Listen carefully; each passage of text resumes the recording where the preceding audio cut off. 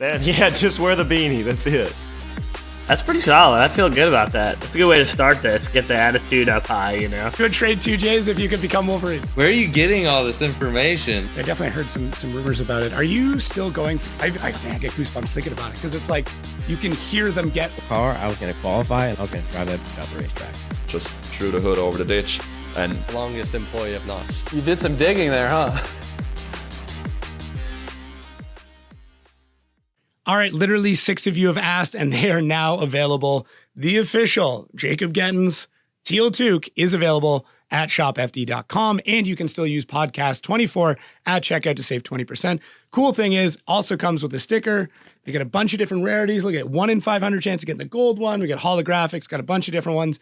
And since it became an ongoing joke, check this out. That is, I'd like to say a Where's, I feel like I'll get trademarked if I say his name, but there's a Where's Jacob. Awesome packaging, super, super cool. Take a look. You can find me in there. But head over to shopfd.com. There will be a link down in the podcast description. Use podcast24 at checkout. Save 20%. What's going on, everybody? Welcome back to the Outerzone, the official podcast of Formula Drift. My name is Jacob Gettins, and today we've got Mr. Alex Lichliter, who is going to appear, I swear. What's up, guys? What's up, dude? How you doing, man? How's your, we were just talking about, you did a 4th of July parade today, so that was kind of cool.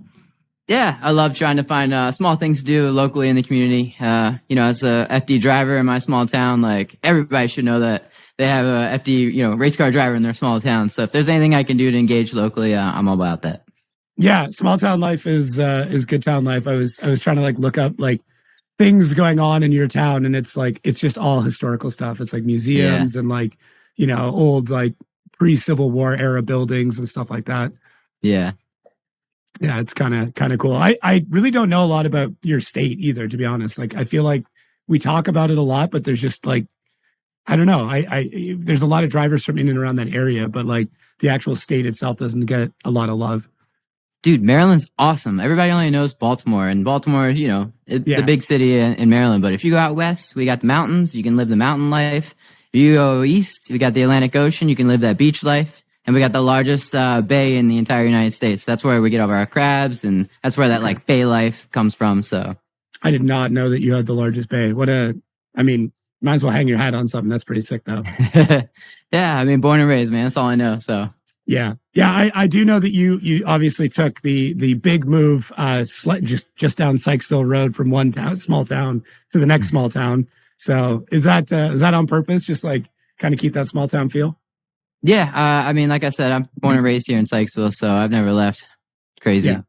Yeah. There's it seems like it's just all small towns, all the way around. Yeah. Does it make it difficult when you're have to travel to some of the bigger cities, like coming through New Jersey, or obviously you're a well-traveled person, which we'll get into, but yeah, as somebody who also grew up in a small town, when you go to the city, it's an experience.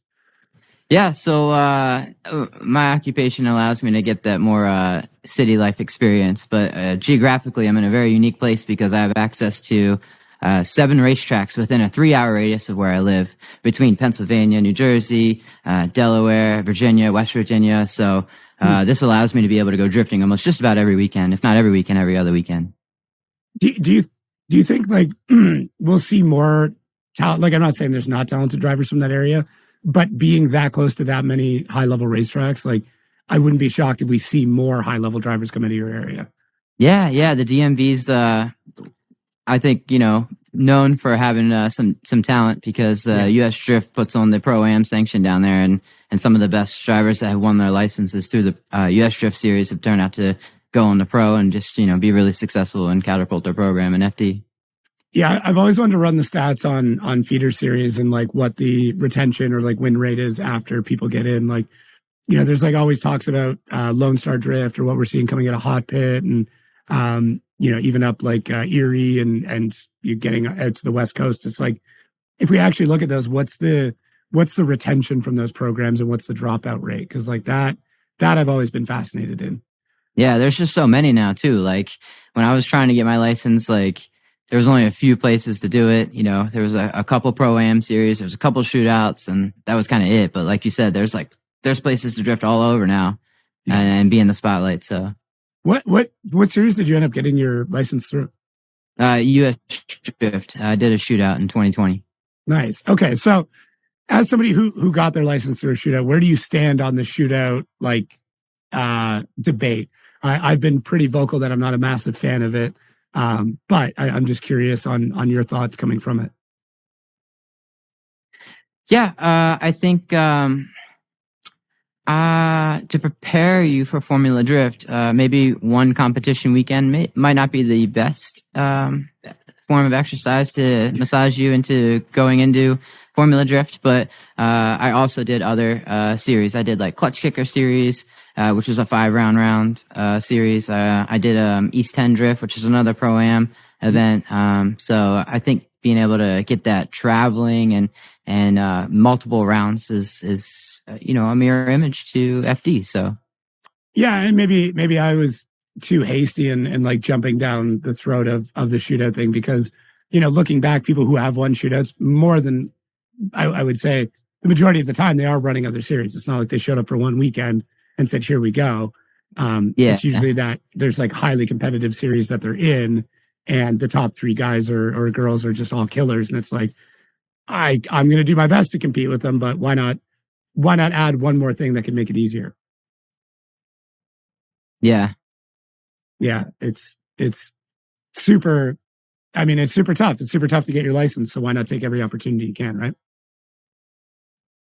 Yeah. I've seen guys travel all the way from West Coast to East Coast and do every single shootout in 1 year. They do 4 or 5 or 6 shootouts just to maximize their chances. And some of the really stout drivers have gained their license 3 or 4 times that year and just kept going. So yeah, that's a fair point. I did see Klutch Kickers just announced they're coming back from Mid Pond, which is pretty sick. I'm pretty excited for that.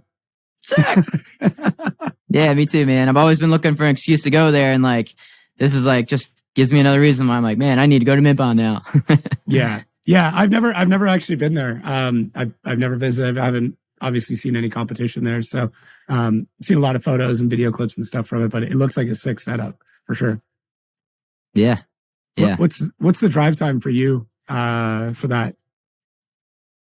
To Mid Pond? Yeah. I don't know. I've never gone. Okay. I wasn't sure if you'd looked it out and been like, oh, it's only X amount of hours kind of thing. If I try to compare it to when I did Klutch Kickers was in Pensacola, Florida. So I know it's definitely closer than that. So I'm happy to not drive as far if that's something I want to do again. Yeah, that's a solid point. That's obviously a little bit easier than, Mid Pond's going to be way closer than something like Pensacola is. That's for sure. Yeah. But Pensacola is crazy though, man. Have you ever been to Pensacola? It's it's on a different time zone and it's cold up there all the time. And I don't know, man. I love Pensacola. Yeah, I haven't, actually, that's not true. I think I visited there once. I had a work thing I had to go to that ended up being in Pensacola. And it's weird because it's still like Florida, but obviously just not Florida. You know what I mean? It's just on the outskirts of it. So it's such a different, just a completely different thing. Yeah. But, yeah, no, it's wild. I know we alluded to it earlier, but, what is it that you do for a living? So I think it's kind of fascinating breaking down some of the things you and I've chatted about on how you're making the whole drift program work.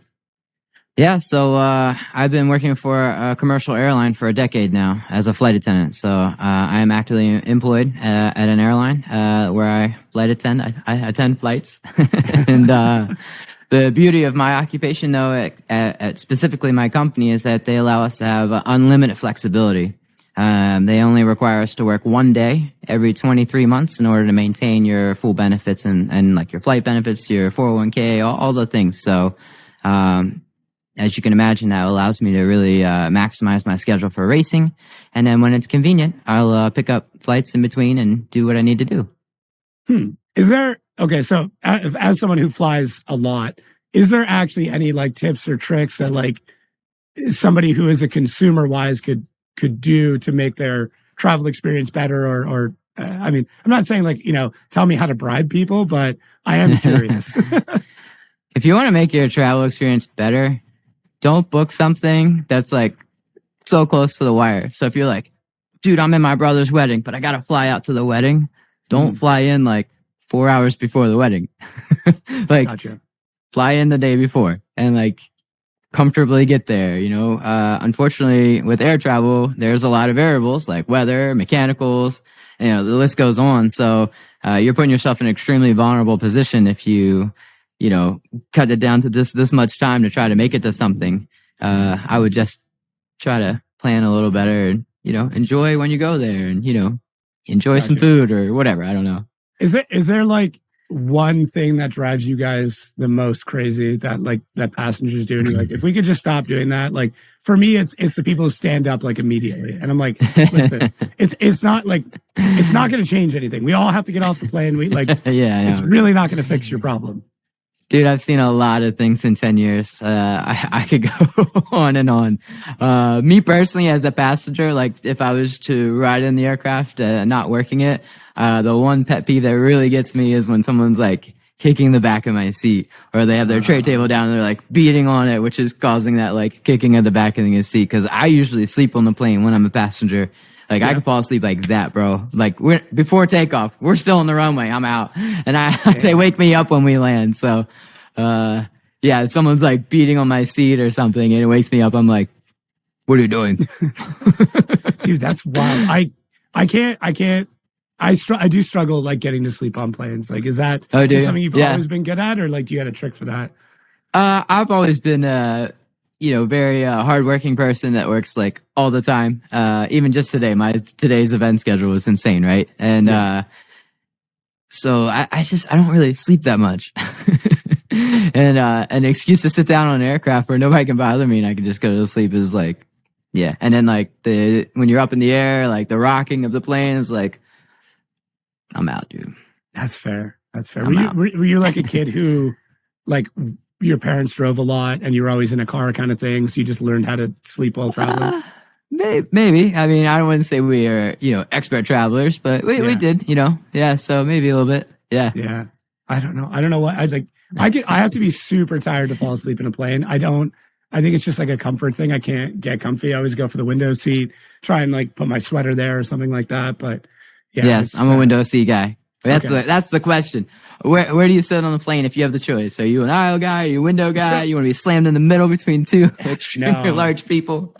So I'm at the point now where I will look at the time of day, and then I will make sure, like if it's a morning or an evening flight, I'll look at our flight path, look at the time of day, and make sure that I'm not on the sun side of the plane, so I'm not getting cooked.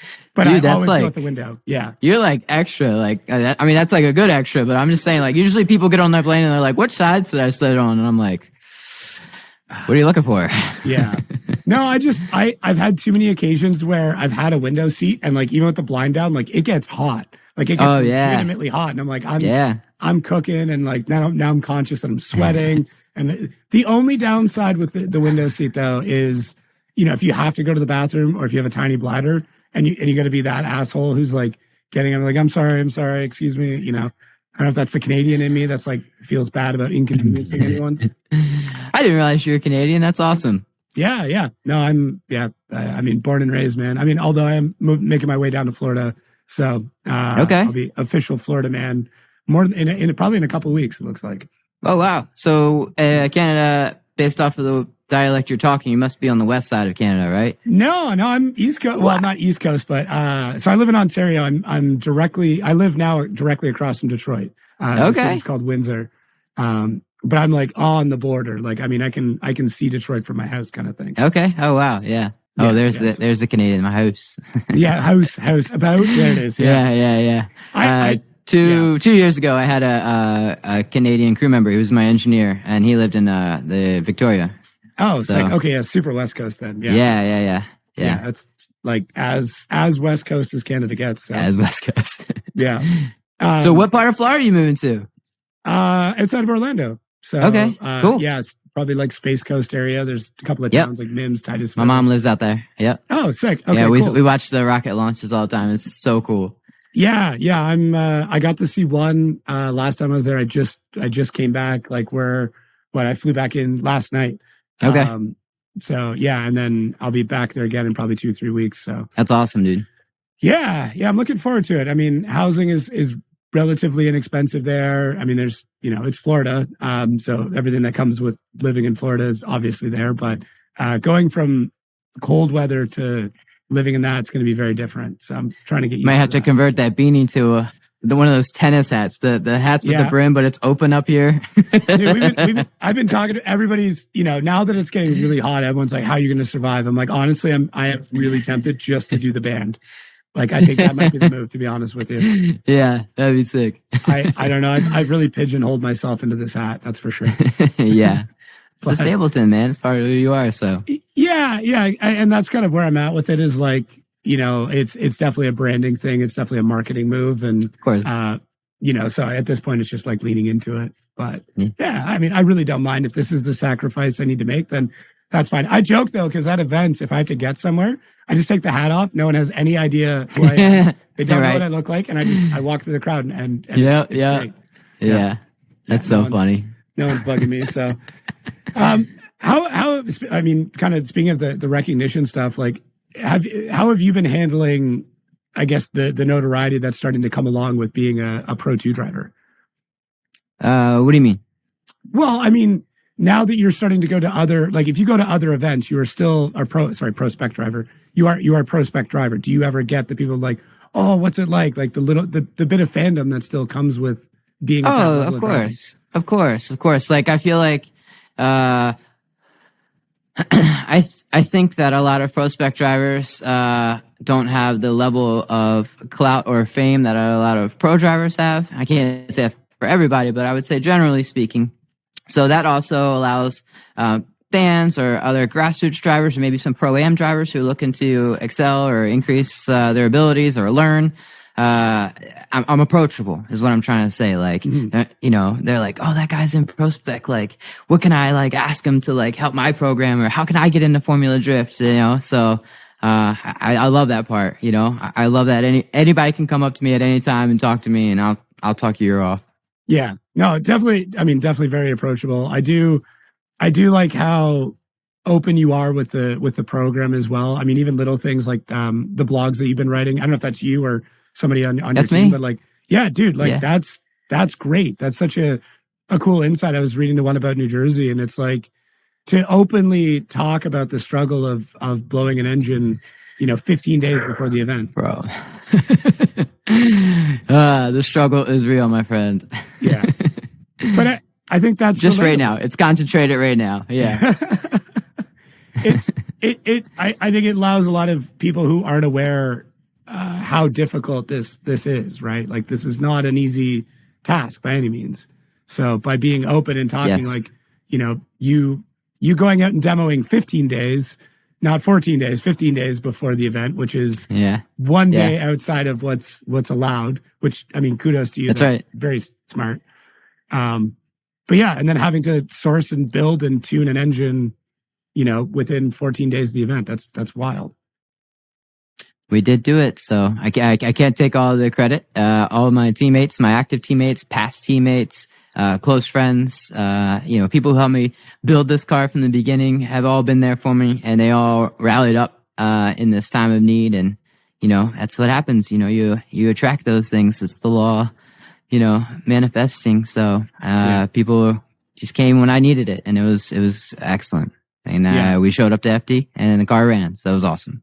I mean, you showed up within the nick of time. It was like, the night before you had like had to drive down? Yeah. So I definitely got in the gates maybe a little bit past than you're supposed to, but we made it in, found our spot, and we were good, ready for the next day.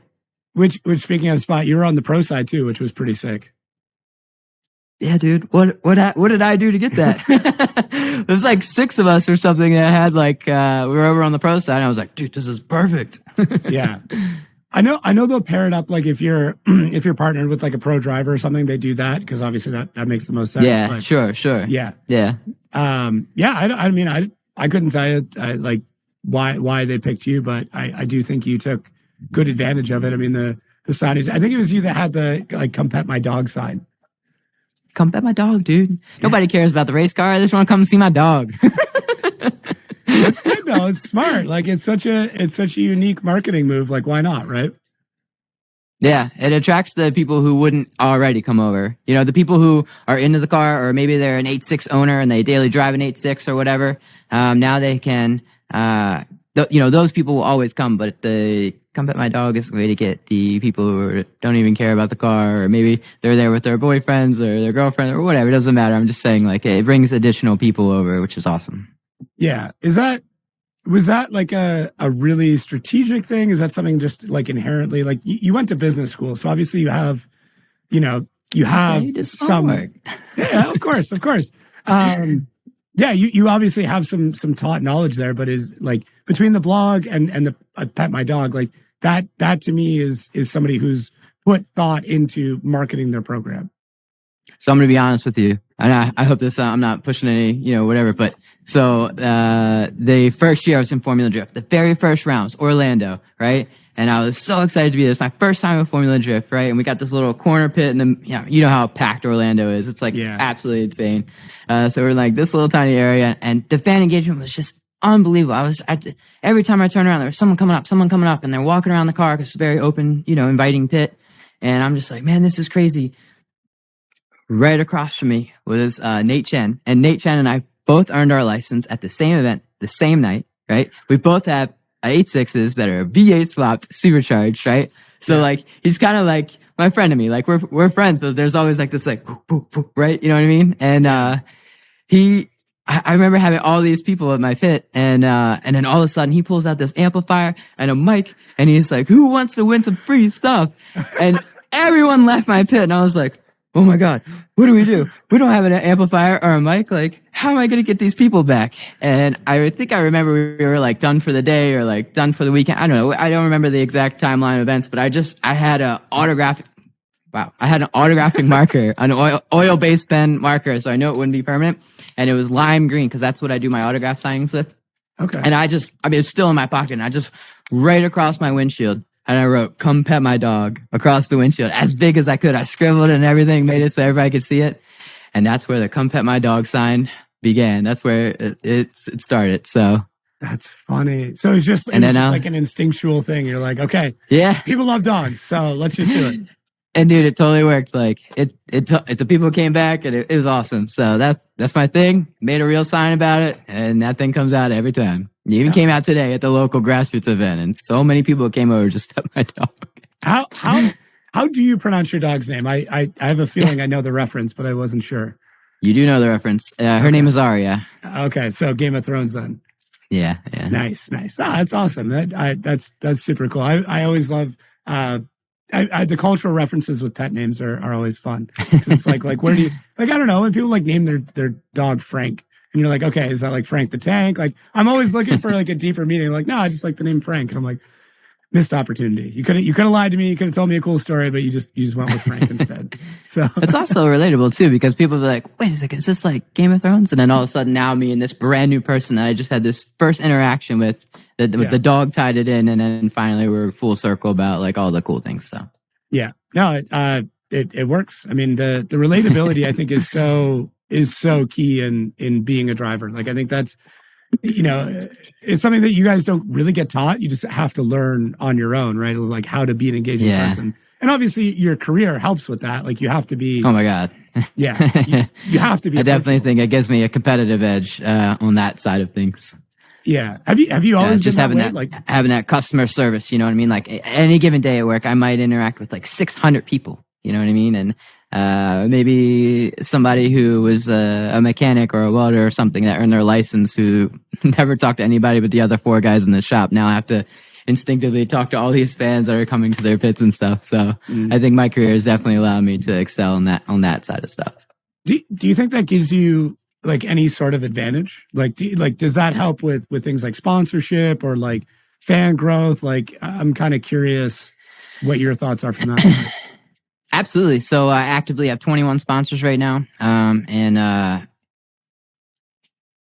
the flexibility with work allows me to do a lot of racing. I did 41 races last year out of 52 weeks. So I'm like literally racing on a weekly basis at this point.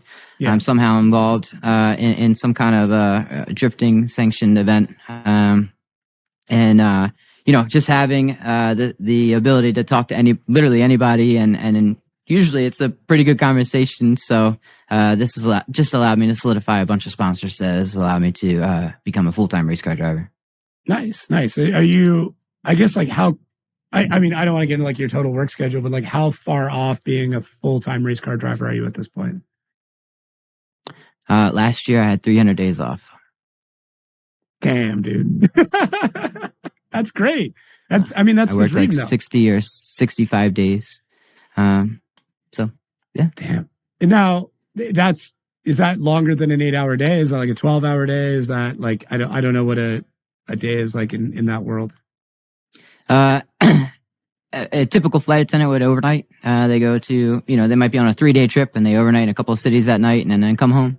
Okay. But because I do have Aria, because I do have my dog, I do what they call in the industry is called like a turn or like a day trip. So I live in Maryland and I would fly from like Maryland to Orlando and then everybody gets off the plane reloads 30 minutes later and we're going back to Baltimore. And that's, that would be like my day.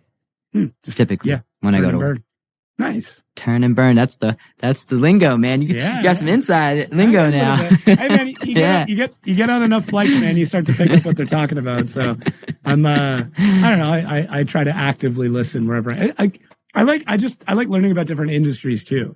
Like I'm one of those people who will watch Business Insider on YouTube and it'll be like, here's how this industry is still thriving. And I'm like, please tell me more about, some Japanese knife smith that's been, like 2,000 years of making knives or something. Yeah, just the most random shit to keep the other thing too is just flying so much. Like I just watch the most random shit. I try to take that time to actively learn something while I'm on a flight. And if you're smart, you can take something away from that and add it to your program and make your program more successful too. Yeah, I think that's really key is trying to learn from other places and then implement it there. I do that a lot with marketing, just because I work in automotive marketing for a living. And it's like, I had a conversation with a client a couple of days ago while I was in Florida. And I was like, hey, like if we want to learn, we need to learn from like tobacco, alcohol, like things that are heavily, heavily regulated because they're obviously like tobacco, for example, right? That is a marketing realm that is actively killing their customers, but they're still profitable. They're the most regulated industry in the world. And somehow they're still growing. Like, what are they doing that we're not aware of? Yeah, it's addictive, but like, so is sugar, so is race cars. Like, how is it that tobacco is still making money? And it does. It comes down to marketing, which is crazy. So I'm like, if we can learn from tobacco on how to market things, like, world's your oyster at that point. Yeah. Yeah. Just learning from outside influences, like you said, is super, super key. Yep. Yeah.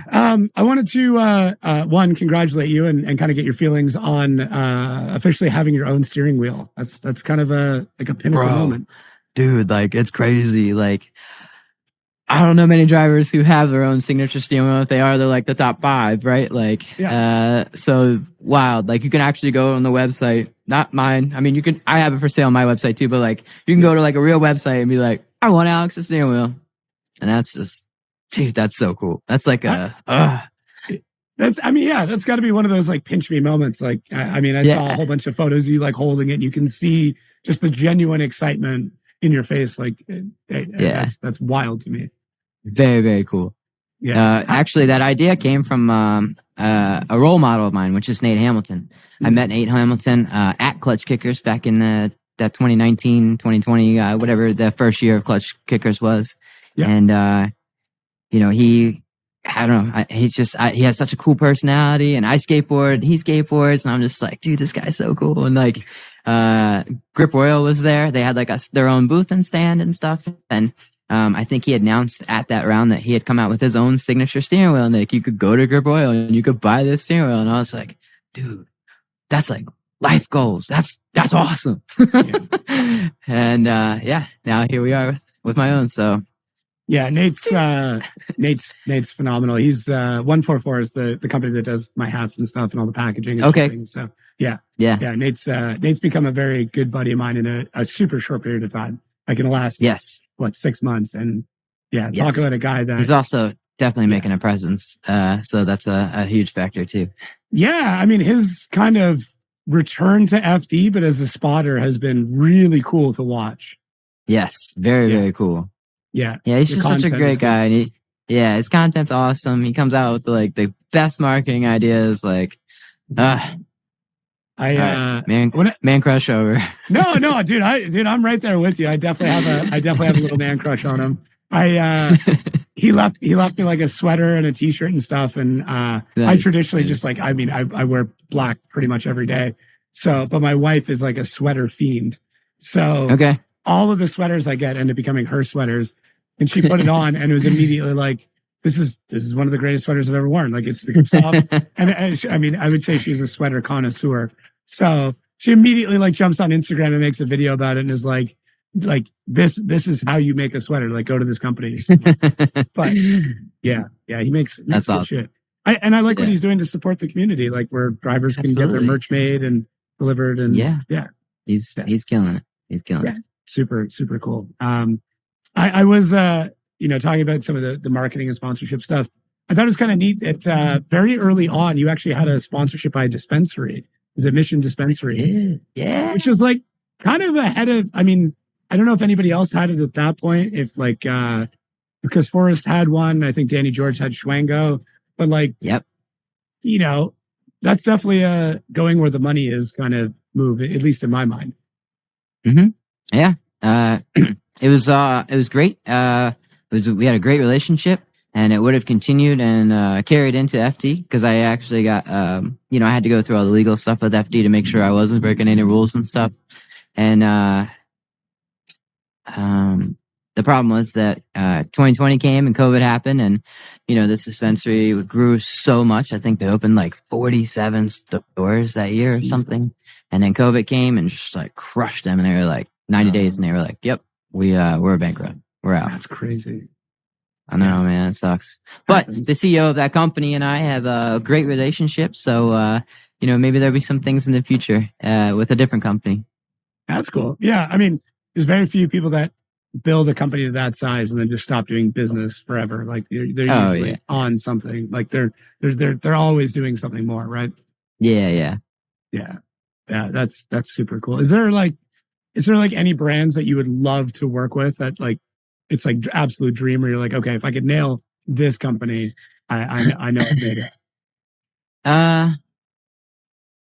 don't want to reveal too many things as I am actively looking for some stuff for the following year. So I don't want to put all my secrets out there. I'd rather reserve that for when those times actually happen. But I think it's the most iconic thing is to be sponsored by like some kind of a beverage company, whether it's an energy drink or whatever. It doesn't matter. But just to be able to be on with a beverage company is awesome.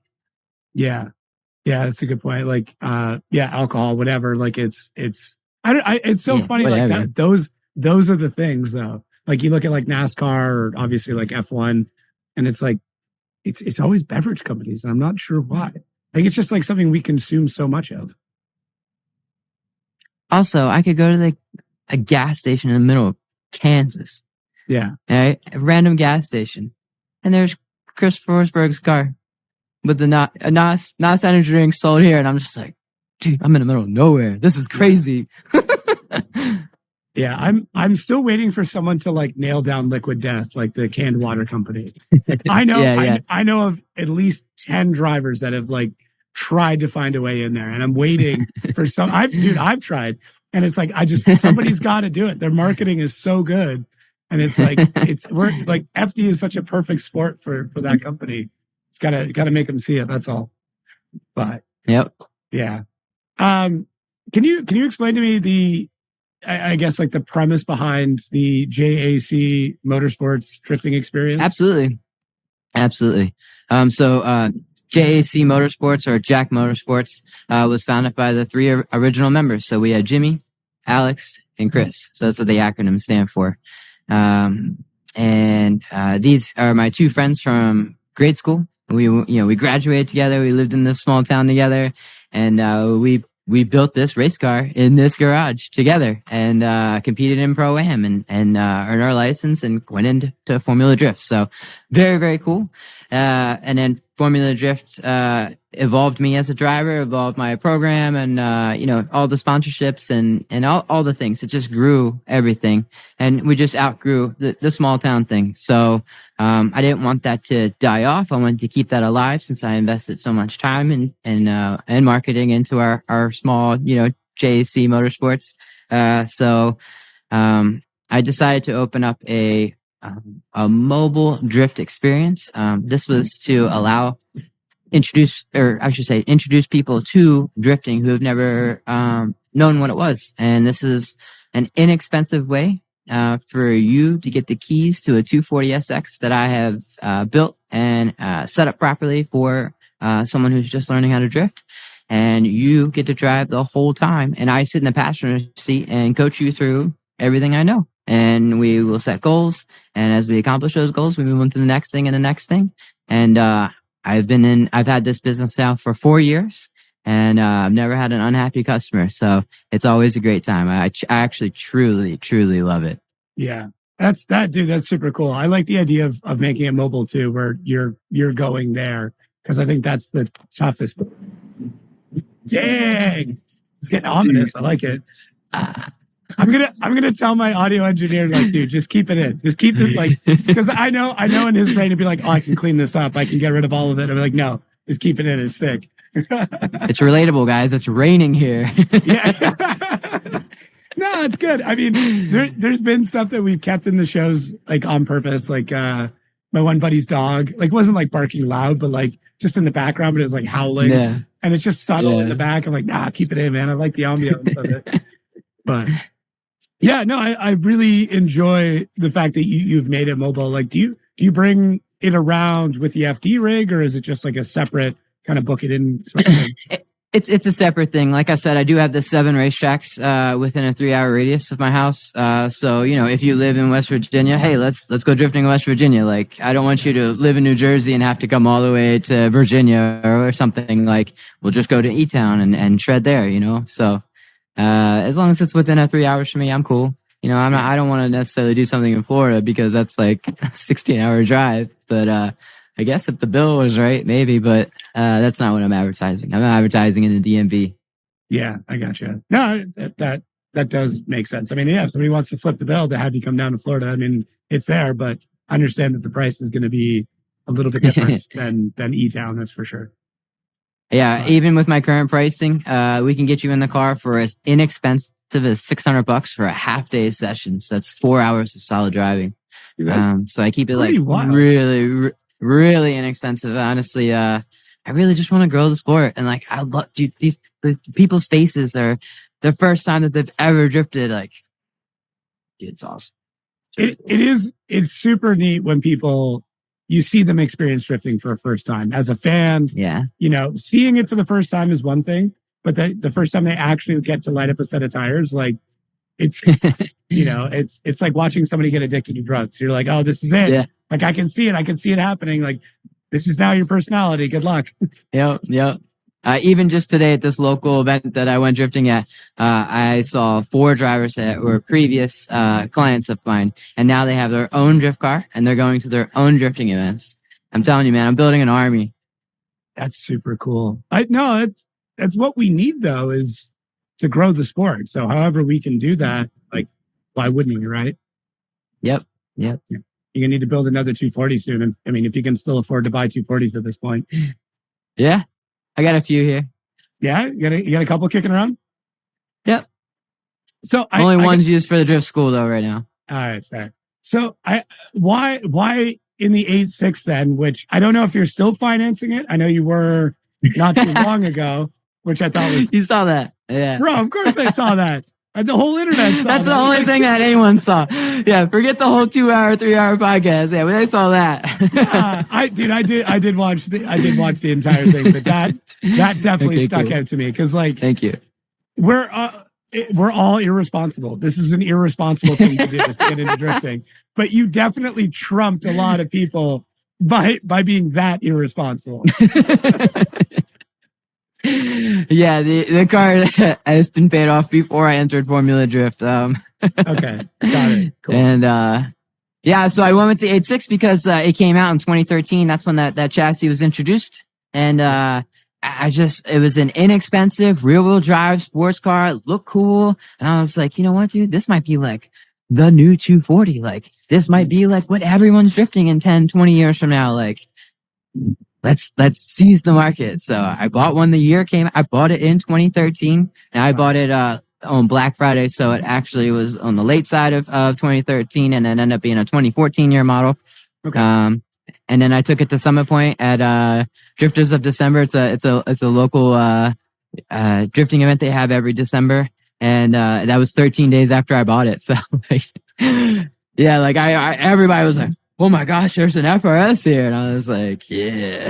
that would have still been like boxer engine at that point. Like you wouldn't have. Oh yeah. Mm-hmm. Yeah. Okay. Actually, I used I used the car as a daily driver for reliability reasons because I had just started my job at Southwest, and like you're on like this probationary period for a year, and you know, if you're late or you call out or any of those things, like there's disciplinary action. So I was like, I can't be driving my 240 to work no more. It's too fun. Yeah, you don't want to screw that up that early. Yeah, that's wild. I still think it's crazy that you went that way with that. Like, you got a 240 ready to go and still went with a brand new car. I mean, I like the guts of it. I like the balls of it. It's great. But I would still argue that the 240 is a better chassis for drifting. I mean, it is. Yeah. It's inarguable.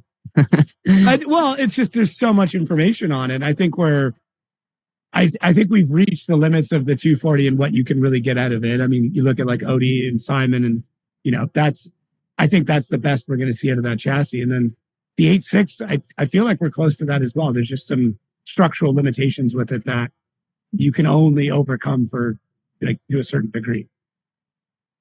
Yeah, you have to spend like 3 times as much money on an 86 to make it as competitive as what a 240 could be, just the way a 240 is. So yeah, but there's something. But we didn't know that at the time. Yeah, of course, nobody did, right? Like first years doing it.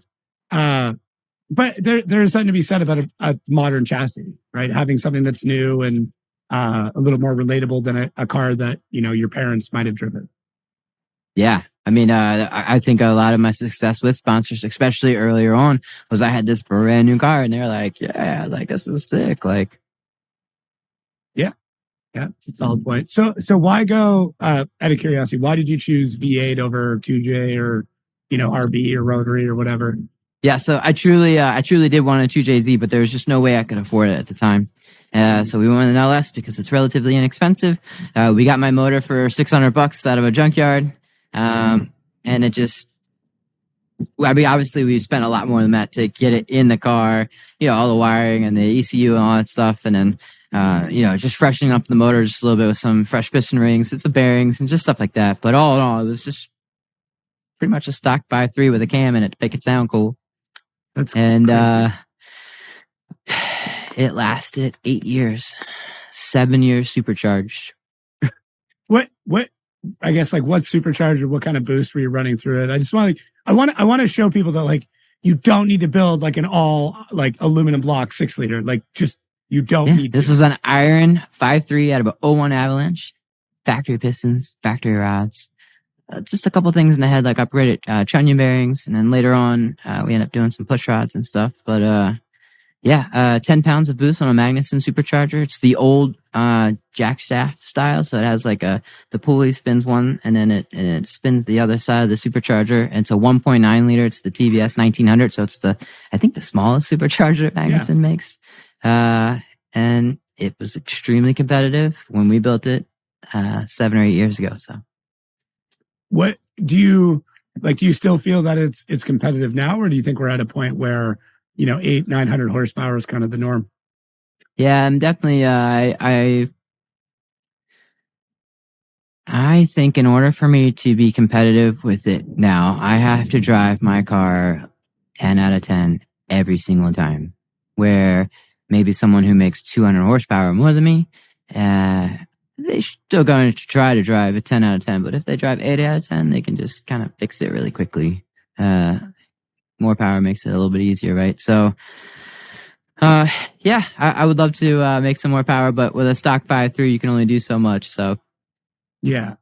Yeah, that's a good point. You do need to start to either go bigger bore or, I mean, something, stroke it out or something like that to start moving on at that point. But so what I guess like what kind of power are you making right now then? 650, maybe 7?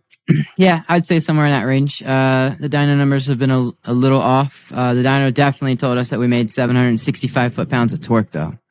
So, okay. It's definitely like probably right around where you're saying. Yeah. Which arguably the torque number is probably more important. Yeah, I mean it burns the tires off. That's its only job. So yeah. What are your thoughts on like going nitrous or bigger supercharger? Like I guess, maybe what are your plans for the year? Like is it one of those, let's just keep running this year the way we're at? We know it works. It's not perfect, but it's reliable and we need to just put more seat time in. Yeah, so during the off season, what we did to prepare for this year was we got a quick change, and that was a very large expense. So I'm really excited to have that quick change. We also switched to Wise Fab in the rear. So I also put some big brakes in the rear, and we switched to Sunoco race fuel. So now we have a proper race fuel to be able to tune accordingly. Before I was just on pump. So nice. Yeah, so we made more power. We have more grip in the car with the Wise Fab, and now we have a quick change so we can put the power where it belongs. But to answer your question, with having to source a new motor so fast, and also potentially having some other driveline issues, I can't be focused on that right now. I just need to get the car running and then actually like get some seat time in it with these new changes that happened in the off season. So that's kind of where. But moving forth, I would love to actually kind of take a little bit of a step back. I would love to lighten up the car like significantly, like as light as I can get it within legal limits. I would like to balance it better. And I think I might actually have to sacrifice some horsepower and stuff to accomplish that goal. So we'll see. We'll see. I'm super pumped to meet as many people as I possibly can this year, especially those that are smart enough to use FD Podcast at checkout, save themselves a couple of dollars on their FD tickets. Those are the people I really want to meet, mostly because I get a ton of high fives, bunch of thank yous. A couple people tried to give me some money for it, but nope, didn't take it. But yeah, if you want to be one of those lucky few people to save some money, use FD Podcast at checkout, save a couple bucks, see you at the event. It's a refreshing take. I'm actually really happy to hear that because like the majority of the time when I'm having conversations with people, even at the pro level, it's like, oh, we got to put more power in. Oh, we got to do this. And it's like, very rarely do we start to think about everything around the power and not just the power itself. It's, is how light is the chassis, how rigid the chassis is, or, like you said, how balanced it is. Like, can we move some weight around? What's our front to back? What's our left to right? Like, where are we at with that? And can we start to play with where things are positioned to potentially make it more competitive? Yep. And if let's just say I were to build an NA aluminum motor that makes 650 horsepower, it would be easier to work on because there's not like the supercharger. The car's lightweight. I think that's the right direction I want to go. But I can't start thinking about that right now. I have to dial in this brand new motor and, the quick change and all the other things, all the suspension settings. So yeah, it's a lot to take on. And I mean, from the time this comes out, will probably only be like a week or two before St. Louis. So what's we're recording for, to see how the sausage is made. This doesn't get recorded the day before it gets posted. Right. I can't live my life like that. I'm far too, to be that risky. Yeah, that's, but I guess like over the next couple of weeks, like what is that strategy? Like you've got the car behind you. Are you going to have to tear more stuff out? Or are you just like, okay, we've got more track stuff we've got to start working on? New Jersey was probably the most challenging event in my 4-year career in Formula Drift. And I just kind of need to like step away from the car for a couple weeks just to fall in love with it. If I were to go out to an event next weekend and blow something up or like seriously break something, I would really struggle to find the motivation to fix it. I need to distance myself from my love-hate relationship with this race car and fall back in love with it by being away from it for a hot minute. So I guess like, what are you doing to reset mentally then? Like you talked about skating. Like, is that something you're like, okay, I'm just going to go out and hit the park? I don't know if you're still skating. I mean, yeah, I do. Yeah. I don't get to do it nearly as much. And also my teammates have let me know that I'm not allowed to skate 10 days before an FD event. Because if I like just roll my ankle or something, I can't go to FD. Like, I can't do this. But yeah, so I mean, I don't know, just to be normal, like hanging out with friends or going places I want to go to or seeing a show. Man, I love seeing some live music. Nice. Right now at my time, it's 11 and I've had a long day today and, tomorrow's probably gonna be something very similar. And I just need to like find a way to like sit down and watch a movie, like cook my favorite meal and just chillax, man. Pet my dog. Yeah, pet my dog. I do think those breaks are really necessary though, because like especially when you get discouraged, you take a hit like that. You do need to disconnect a little bit and refocus, because then if you just keep working on it, like that you would think that's the right thing to do, but I find you start making very impulsive decisions at that point. You start cutting corners and you're like, I just want to get it done. I just want to get it done. I want to move on. And that ends up causing more work later on, where you might be like, oh, I'm just going to do it this way and we'll fix it later. But you and I both know you just never fix it. And then it breaks. And then you're like, why the hell didn't I fix this? Right. Yeah. So just a little bit of, any relationship, distance makes the heart grow fonder or something, right? Yeah. I got you. Yeah, that's what's going to happen. All right. No, that's fair. I think that's smart. And it allows you to go back to it more motivated and rejuvenated, and you'll put more time in later, better time, maybe not more time, but the better time, I think is probably the best way to put it, where you're not just staring at it going like, oh, I don't want to touch it. It's just like, I know what I need to do. I've thought it out. I planned it. I bought everything. Okay. Now we're going to go.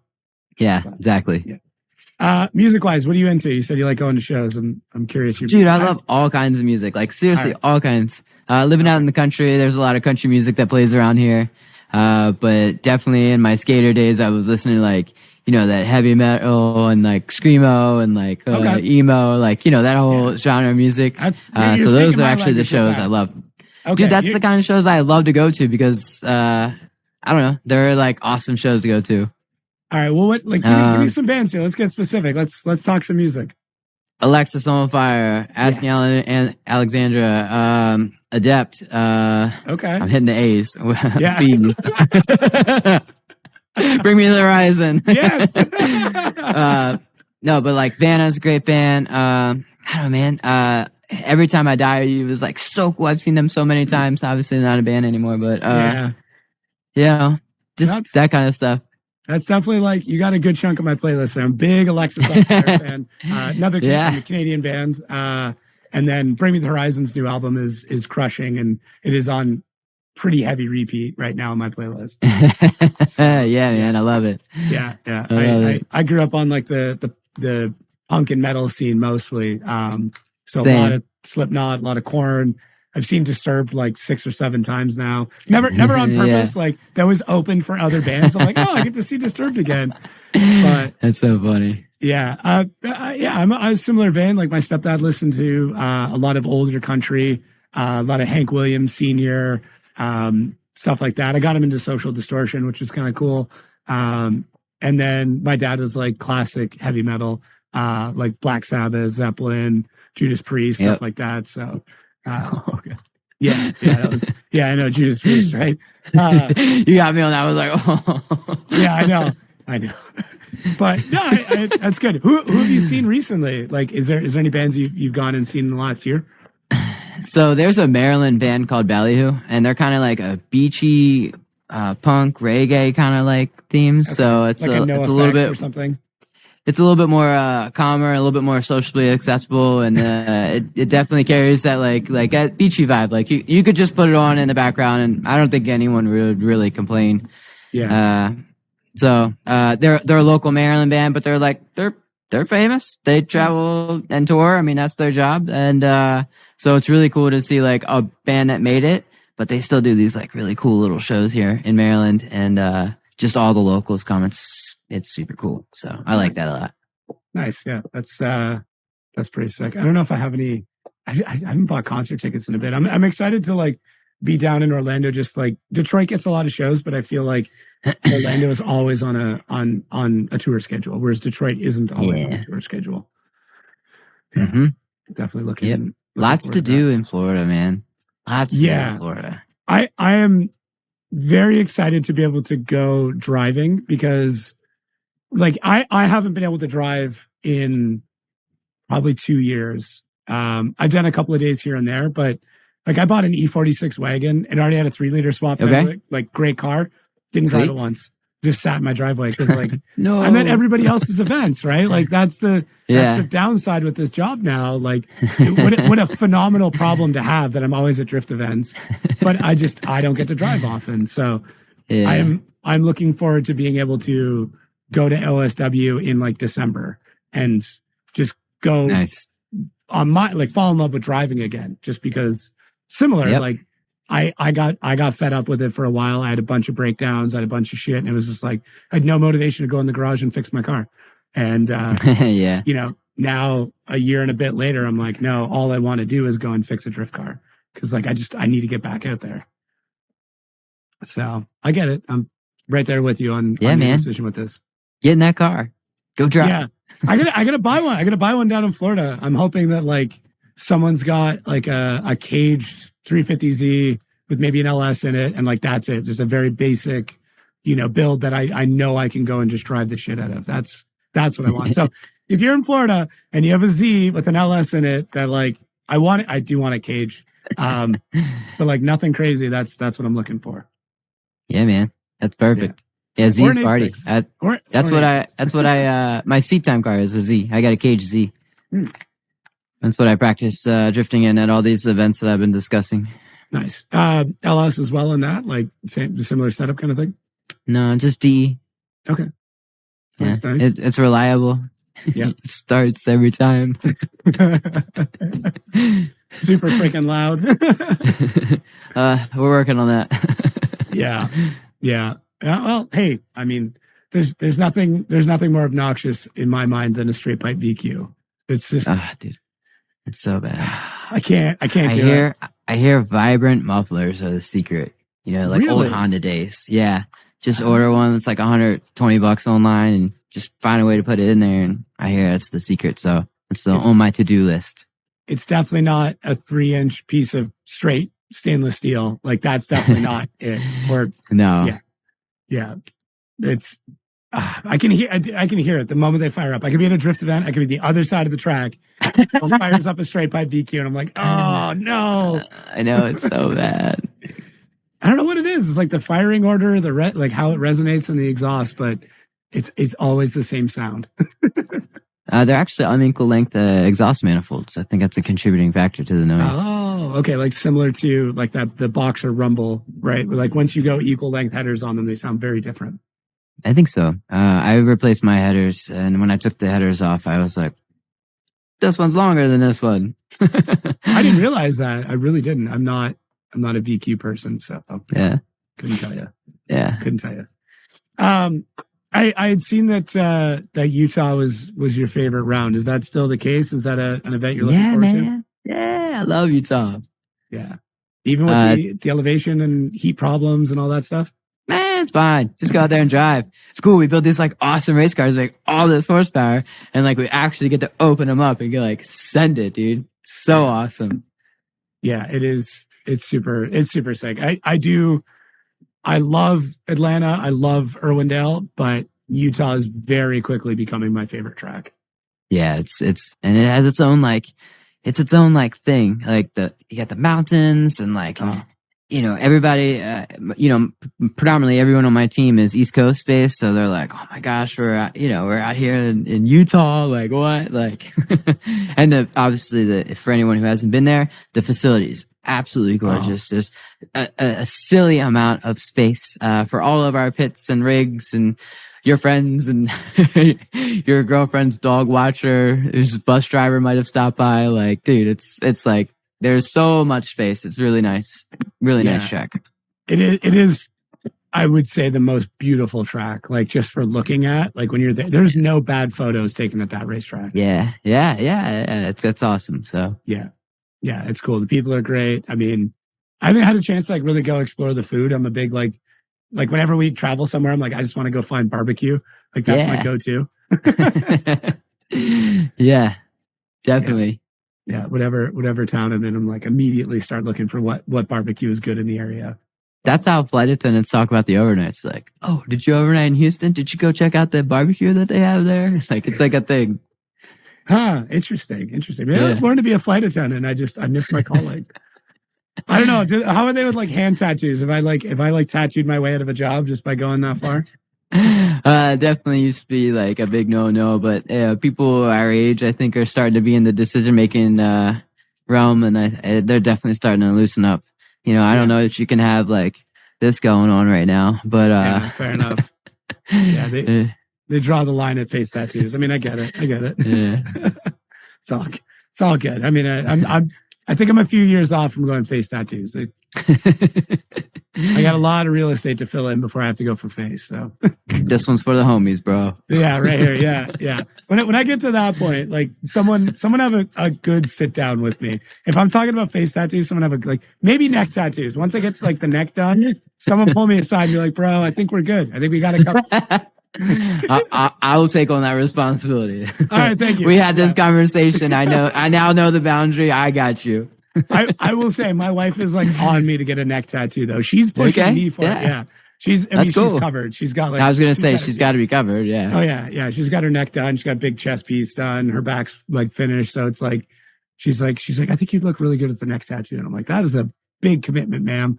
Like, dude, it's so funny we're talking about tattoos because, I met a girl in Long Beach, I was team working with my sponsors. NST had a tent there, and I thought it'd be a good idea since it was not a pro spec round to just go out there and help, teamwork with them, with sales, and just talking to fans and all those things. Anyways, I met a girl who works at a tattoo shop out there, and long story short, I just paid a deposit yesterday for my sleeve, bro. It's coming. Damn. It's coming. Yeah. Blowing up motors and getting sleeves. Oh my god! Yeah, no, you're committed now, man. I know. Like, do you know what you're putting on there? Like, are you doing anything in specific, or are you just letting her run wild? Yeah, I'm actually gonna have a collaboration of just like car parts that are especially unique to me. So you might see like a supercharger on there or something, and a sway bar and suspension and stuff. So just like tying in like a bunch of like just car stuff. And I really struggled to find this because obviously a lot of tattoo artists are artists, but they're not into cars. So like I just don't know that they can like blend it all together the way I'm looking for. And this person totally is. Like, she's already drawn up, and it's gonna be awesome. That's sick. Yeah, I can't imagine anything worse than being a car person with car tattoos and there's something wrong with it. Where like the supercharger is like missing a pulley or something, and you're like, right. No, like shit. No regrets, bro. Yeah, no regrets, man. Yeah. Not even one little regret. Oh man. Yeah, that's classic. There's like a bunch of like young kids who are like, I have no idea what the hell they're talking about. If you're like 27 or older. Yeah. If you're 27 or older, you know exactly what that's from. Also, when I got my car wrapped, I didn't get to choose the way the livery looked. My sponsors at the time designed the wrap. I didn't even get to pick out colors or anything. So the day I picked up the car, I was just like, what? But the reason why I'm saying this is you can see this like collage here, right? Mm-hmm. It's much easier to see when you're in person. But one of the things that the wrap company asked me when they were looking for inspiration to wrap my car, they asked me like, what are some things I like? And I was like, dude, I love tattoos. Like having like a sleeve and stuff. It's like, that's just so cool to me. And, so that's all this stuff here is like a collage of what it takes to wrap a car. So the next time you're at my car, take a look at it. Like if you look at everything from here up to my roof, it's a collage of like scissors and ruler and like an X-Acto knife and like a heat gun. And it's all intertwined together. Like people don't know that. And like they actually sit down and like look at it. It's actually super cool. I love stuff like that. Like the hidden things. Isn't it like the top of your helmet's a similar design? Yeah. So that helmet was wrapped to match the livery of the car. So it's got the purple and the black, and then it goes to that. This is gonna sound really stupid, but I never thought to wrap a helmet. Like, dude, it's not easy to do. I don't know that everybody who wraps cars can wrap a helmet. Yeah, because it's just like one bulbous thing. Like I don't know why I didn't think of that. Where like I just always assume you paint a helmet, right? Dude, 506 Wraps, by the way, is the company that wrapped this car. They're out of Hillside, New Jersey. So they're very well known with the English Town crew and stuff. They're one of the sponsors. You'll see their billboard at the racetrack permanently all the time. And they even wrap their own bash bars. And I'm like, bro, Kind of paint. sick. Yeah, I mean, but like given the opportunity, I wouldn't just like wrap it black or something. I would like wrap something really cool on it, like or something really weird, like a Garfield comic strip or something. You know, just so why not? You have the opportunity. Like, let's just do something wild. 506 is actually the area code for Costa Rica, and they're all from Costa Rica. And they actually wrap the bash bar in the Costa Rican flag colors. So it's like, all right, cool. I like it. Yeah, they're awesome individuals, man. That's that's pretty wild. So I was trying to find like more information on this. I did some deep dive and I couldn't like link them together, but somebody tagged you in a photo of Pat Sears 86 when he was running in Atlanta. Was that like an inspiration thing? Like, I don't know if you know Pat or if it was just like, holy shit, here's another guy building these cars. I don't know what you're talking about. Okay. So I might have to like pull it up again. Yeah. Pat Sears is just a Canadian driver, and I know he built an 86 like super, super early on. And I was just trying to dive into it and see. It's I might have to like pull up a photo and like send it to you or something. But yeah, I'll have to. Is it this year's Atlanta or was it like a previous? We're talking 2016, maybe 2017. Yeah, I don't remember. Yeah, like I should remember these things, but it's all good. I always love when I like go deeper into someone's social media than they even know. I will say some of your college photos were pretty funny. You might want to go scrub a few of those before this episode comes out. Damn it.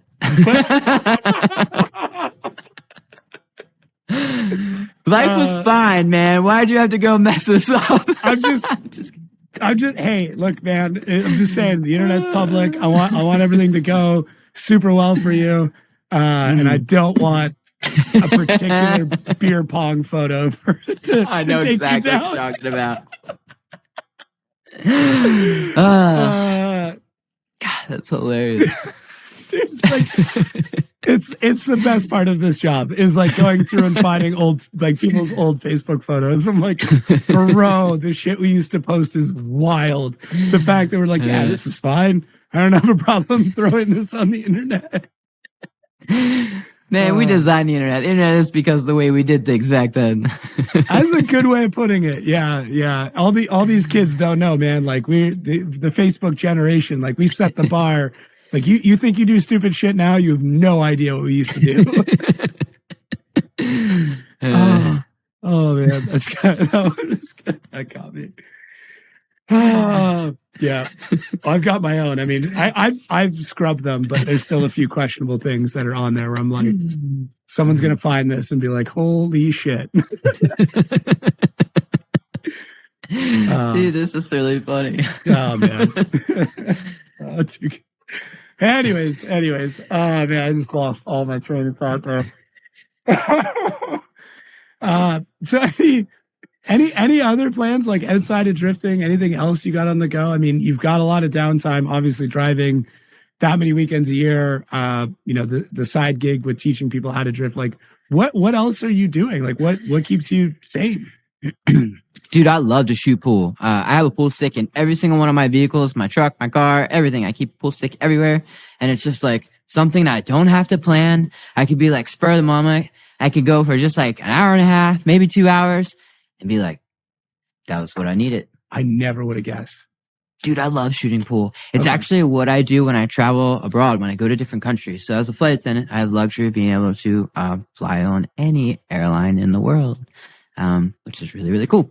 Yeah. And when I go to a new country, that's the first thing I do. I find a pool hall. And this is like a really unique way to engage with some local people. You know, it's not so touristy because tourist people usually don't go to a pool hall. Yeah. And I get to like share a pint or something with a local. And then they get to tell me like, dude, don't go eat here. This is like this is the touristy spot to eat. Go to this local shop, ask for Mike, he'll take care of you, and then I end up making, some pretty decent friends in different countries like that because they hear my story and they're like very interested and stuff. And then we keep in touch and this allows me to have friends globally, which is really unique.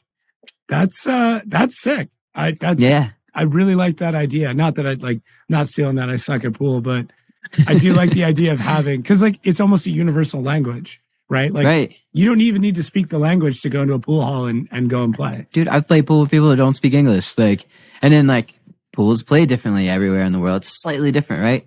So in Puerto Rico, now that's technically US, right? But very heavily Spanish speaking.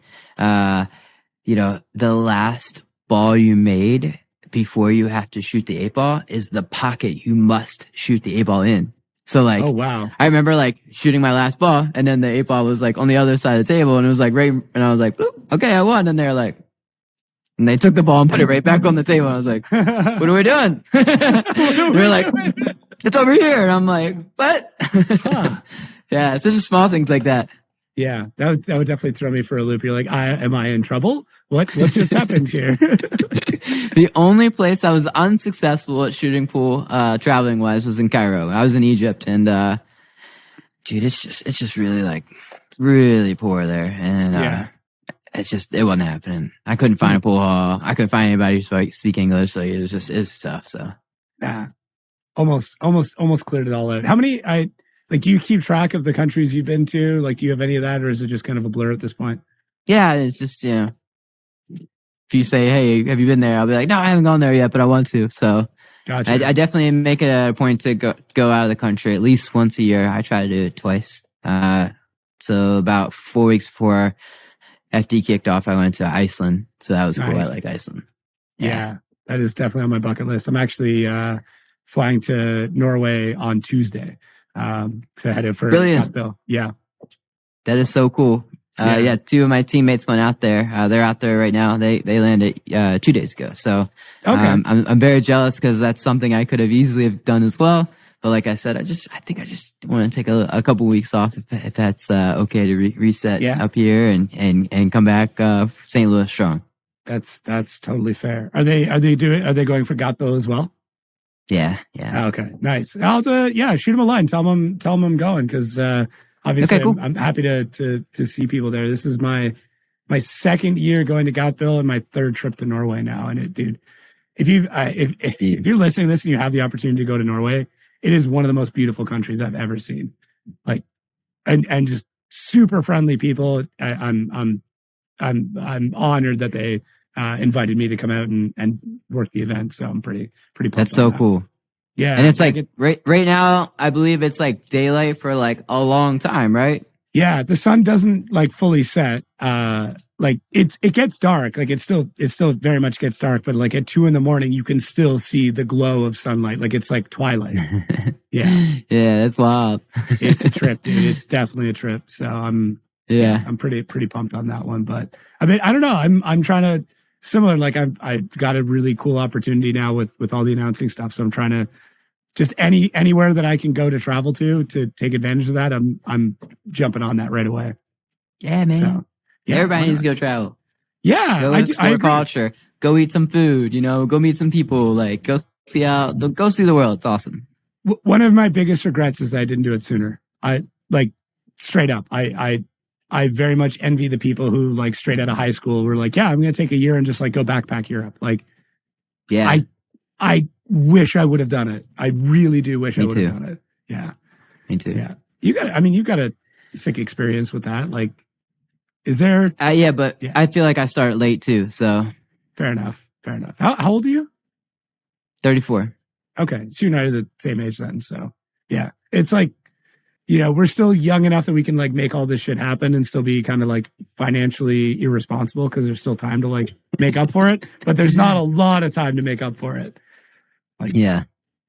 I would like to retire one day, and I'm like already having to be like, yeah, I probably should have put more money away when I was in my 20s, but here we are. Also, like, let's just like take a minute. Like, if you have retired and you have all this money, but you never traveled because you work too much, now you're just like an old person with a bunch of money. Like, dude, I want to go enjoy Italy now. Yeah. Like, not like when I'm retired. I want to retire with memories. I don't want to retire with a bank account. Yes. Oh, I'm going to steal that. I love that. Yeah. That's awesome. That's awesome. Maybe I'll regret that decision, but that's a problem for 60-year-old me. That's not a problem for 33-year-old me.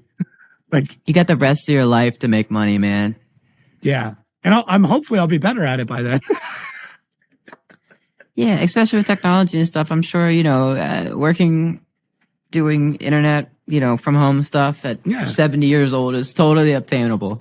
Yeah, I think so. You just got to keep up with trends. I mean, by then I won't be doing any podcasts. It'll just be like an AI version of me doing it. And I'll just be licensing the rights to this stupid hat. And that's how I'll make my money. It'll be perfect. Plans in motion. Dude, retirement is set. I've already got my plans. Yeah. I'll trademark this color. I'll steal it from Pantone. And then, just anytime anybody wears anything teal or seafoam or whatever the hell you want to call this color, that's it. That's how I'll make my money. I'm gonna say my personal take. What color is your hat? I say it's teal. And then like people are like, what? And I'm like, yeah, the teal, like the green, the beanie. And they're like, oh yeah, I know that guy. Yeah. It is listed as teal. Like when I select the color to have them made, it is teal. It's a very I used to remember the actual number, like the color code for it. I can't remember it off the top of my head right now, but it was funny. I was going to make a video today actually of like the evolution of this hat, because I have the original one is in a shadow box on my wall. And then I have like the second iteration of it. And then like all of the test samples of having it made. And then the new version of it as well that I haven't released yet, that I'm hoping to kind of bring out at some point, but we'll see. Dude, I didn't know that you had all this with the hat. I just thought that was the OG. No. So I originally worked with the company Neff, and then if you're into skating, you probably remember them. Yeah, they're still around. I had a deal with them, worked out and everything, and then we just couldn't come to a conclusion on another year, and I just figured out who their supplier was and went direct to the supplier. And then now I have my own version with my own logo and stuff on it, and then I really like these hats. But do you remember the ones with the brims? Like they've got the little beak on it? Yes. So I have one. I have this hat with the brim. Nice. Yeah. So I have a sample of it. I just haven't had them made yet. But I've been diving into what clothing culture is doing right now, like very heavily for a job thing I'm doing. And I've realized that the 2000 era skater fashion is like very much back in vogue, where like my wife and I went today to I had to buy a new pair of shoes. So like I was stopping off at all these different places and asking them like, what are like 13 to 18 year olds wearing right now? And they're like, oh, like these big baggy pants and like studded belts and like airwalk style skate shoes and, really big t-shirts with long tees. And I'm like, holy shit, it's back. Like the era that I went to high school in, like what I wore in high school is now okay to wear again. And there was a brand that like looked exactly like Hurley t-shirts and like Billabong. And I'm like, it's back. It's like, we're just like Dickie shorts are back again. And I'm like, that's it. Like, I just have to make shit that's exactly what I would have worn in high school, and we're good. Yep. So bring back Jinko. Did you have JAC jeans? Please tell me you had a pair of JAC Yeah, man. jeans. Had like a big like dragon on the back pocket. Yeah. It's like made me like all right, so I'm a vertically challenged human being, and these things just made me look so tiny. But I had the chain wallet, you know, and I was like, bro, this is awesome. Yeah. Did you ever have like the button-up shirt with like flames or dragons and shit all over it? Do you remember those ones? Like, I definitely did some button-ups, but no, I did not actually have that. I did like the plaid look. Okay, yeah. You want the plaid and then probably, you know, the high socks and yeah, I got you. You're that. Gotta wear my chain, bro. I have my chain too, and like and like a Nixon watch, like. Oh yeah. Of course. You gotta have the. No, Nixon was like, whoa, dude, that's like the nice stuff. Yeah, when somebody showed up to the skate park with a Nixon watch on, you're like, holy shit! I'm like, you probably got like 4 birdhouse skate decks in your car, in your mom's car right now, don't you? Like, oh shit! Yeah, I'm on ABAC 3s, like man. And you're running bone Swiss ceramic bearings, yeah, AVAC 9s, yeah. Like who can afford $70 bearings, bro? Oh man, yeah, straight throwback there. I remember that. I remember asking people at the skate park, "What ABAC are your bearings?" And like for some reason, that's what mattered, right? And then like they would say they run ABAC 7s. Spin that wheel and it would just yeah. They'd run like ABAC 7s. And you're like, yeah, it's only fine for vert. Like like street riders, like ABAC 3s.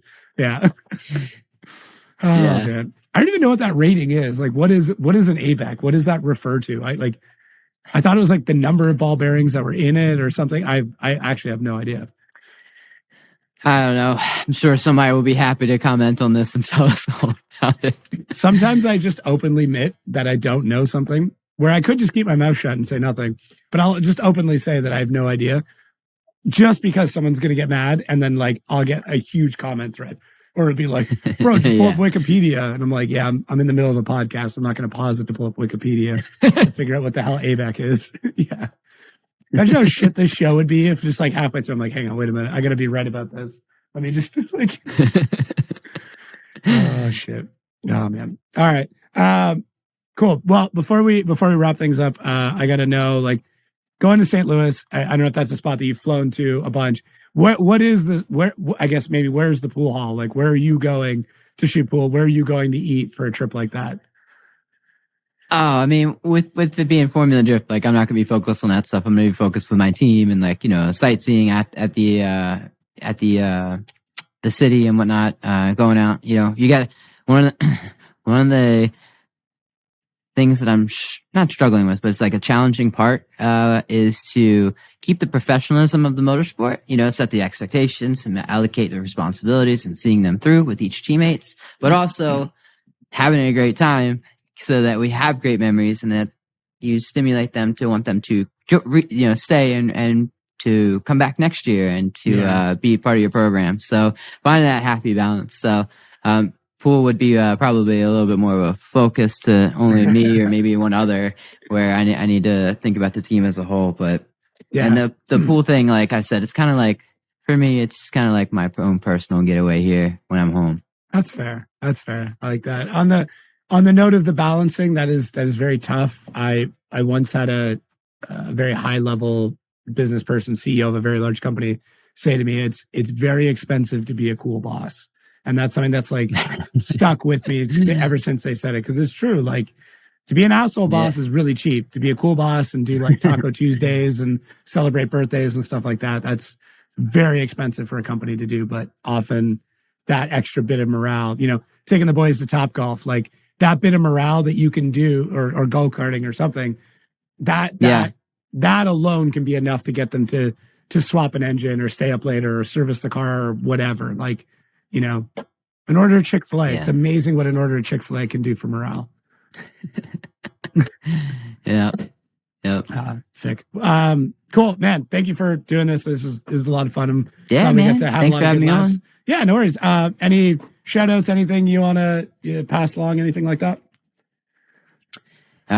You know, obviously I want to thank all my sponsors that are able to support me through all these times. And then I have to, you know, shout out to my team, you know, it is some new teammates this year. So there was some teething at first, but we are really coming together strong.